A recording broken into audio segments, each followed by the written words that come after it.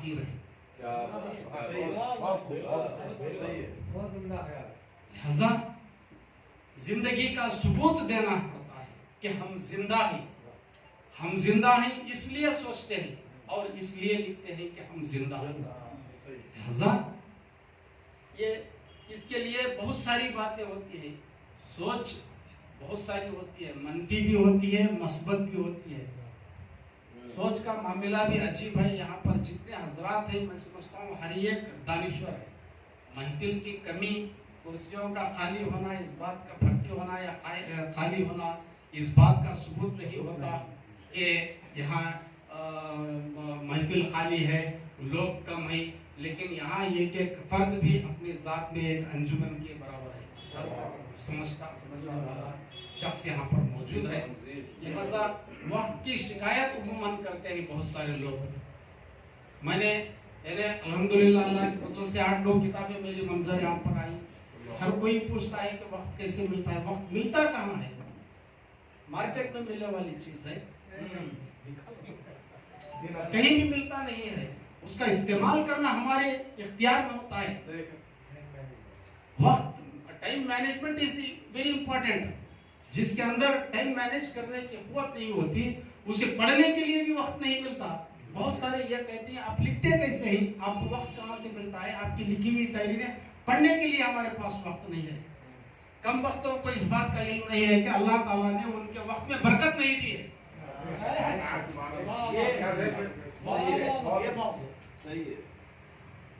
अल्लाह गवाह है, 2 लोगों ने, दिल्ली के अर्शिया पब्लिकेशन वाले की बीवी ने, अर्शिया जिसका नाम है, उसने कहा था मुझे, मेरी सारी किताबें देखकर पढ़कर, अल्लाह ताला ने आपके वक्त में बरकत दी है।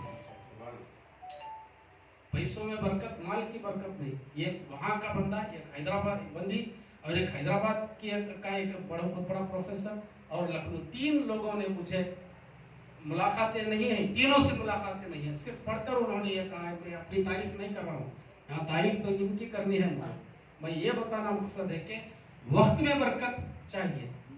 अब यहाँ वक्त में बरकत जिनके पास होता, अल्लाह ताला देता है, वो कुछ घर गुजरते हैं, यही मेरा मकसद है। लिहाजा ये एक और बात इसके ताल्लुक से, लिखने वाले लिखते हैं, उनको किसी तरह की परवाह नहीं होती कि इसे पढ़ेगा कौन, इसे समझेगा कौन। उसकी एक मिसाल मैं देता हूँ। अमेरिका का एक बहुत बड़ा मुसन्निफ इंग्लिश का है, वो लिखता था लेकिन कोई छापता नहीं था। आज उसे दुनिया पढ़ती है, दुनिया की तमाम जुबानों में उसकी किताबों के तर्जुमे हुए हैं। कोई लिखता नहीं था, कोई उसकी किताबें, वो जो तहरीरें लिखता था, छापने के लिए तैयार नहीं था। ये एक अखबार वाला था, मुसलसल छापता था। शिकायत की जाती है कि उसे पढ़ने वाले नहीं, उसे समझने वाले कोई नहीं है। वो शख्स की तहरीरें क्यों छापते हो, तज़िया औकात और तुम्हारे अखबार का स्टैंडर्ड गिरेगा। तो ये बंदा जाकर उससे पूछता है, तो वो ये एड्रेस देता है, उसका काम लिखना है और मेरा काम छापना है। तो वो एड्रेस देता है, फलां जगह जाओ, उस बंदे से मुलाकात करके आओ।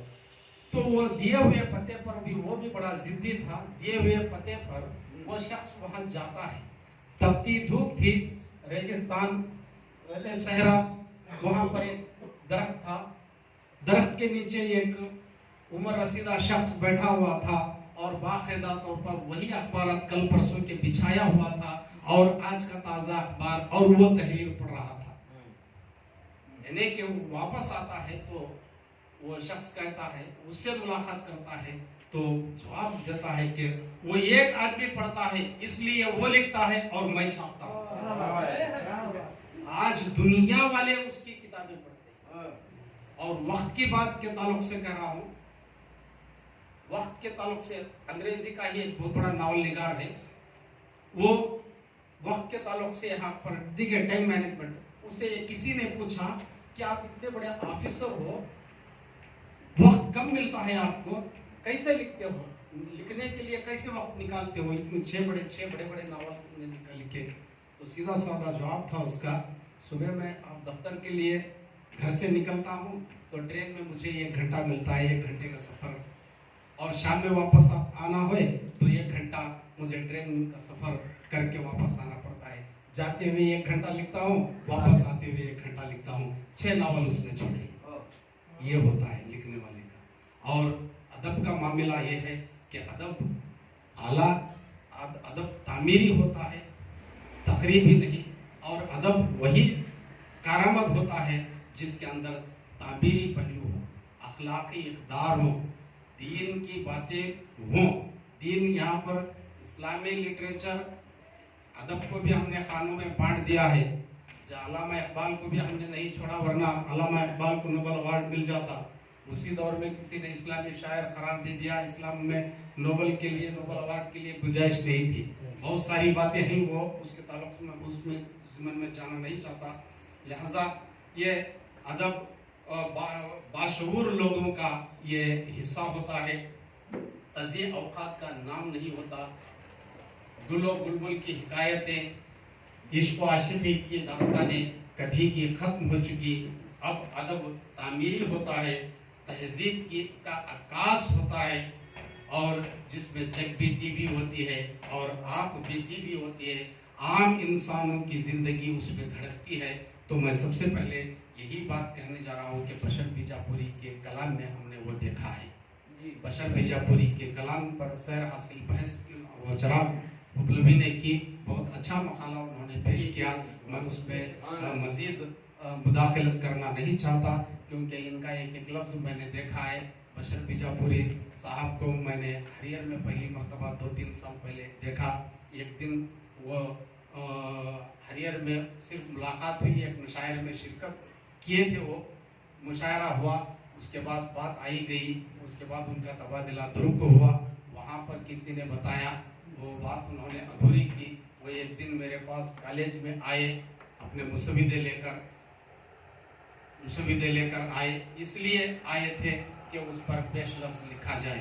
पेश लफ्ज़ लिखने की फरमाइश उन्होंने की, तो मैंने वो एक नज़र देखकर सीधे मेरे पास आए, तो मैंने क़मरुद्दीन क़मर साहब के हवाले कर दिया, वहाँ भेजा। तो उसके बाद अल्लाह का फजल करम, आज का 1 साल पहले किताबें, एक किताब की आरज़ू लेकर आए थे, उसी दौरान 2 किताबें हो गई अल्लाह अल्लाह करके। ये जिन लोगों ने 40 साल उनके साथ पढ़ा, उनकी बड़ी तारीफ़ें करते हैं। कौन कब ज़िंदगी में काम आता है, वो अल्लाह ही बेहतर जानता है। तो अल्लाह अल्लाह करके 2 किताबों के खालिक, वो भी एजुकेशनल पब्लिकेशन से छपना बज़ात खुद एक विखार है।